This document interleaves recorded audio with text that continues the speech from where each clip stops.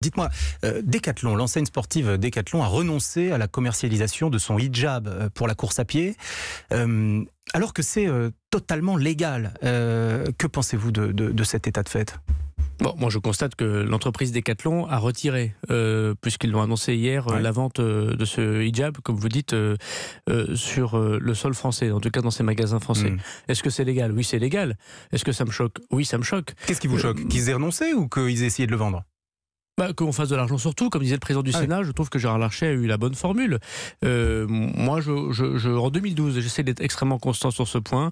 Pourtant, chacun connaît mes positions, je crois, assez fortes sur la question de la laïcité. J'avais interpellé Valérie Fourneron, qui était ministre des Sports, quand j'étais jeune député, sur le fait que, me semble-t-il, le sport comme l'école doit être un lieu où on ne doit pas regarder les distinctions religieuses. Mais attendez. Mais c'est une question qui n'est pas une question de légalité, évidemment. Ah bah si. Non, si c'est légal, c'est une qu'on a le question droit de de le discussion. faire. Alors, c'est une question politique. Si la pression de tel ou tel vous empêche de faire quelque chose qui est légal, c'est la liberté qui est mise en cause.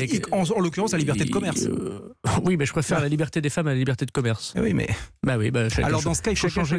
Dans ce cas, Gérald Darmanin, il faut changer la loi sur la laïcité. D'ailleurs, vous y travaillez. Il appartient au Parlement. Moi, je n'y travaille pas puisque je suis ministre des Comptes publics. Il me semble que j'ai déjà assez de travail comme ça. Mais ce qui est certain, c'est que je préfère la liberté des femmes à la liberté de commerce, si c'est votre question. Bon.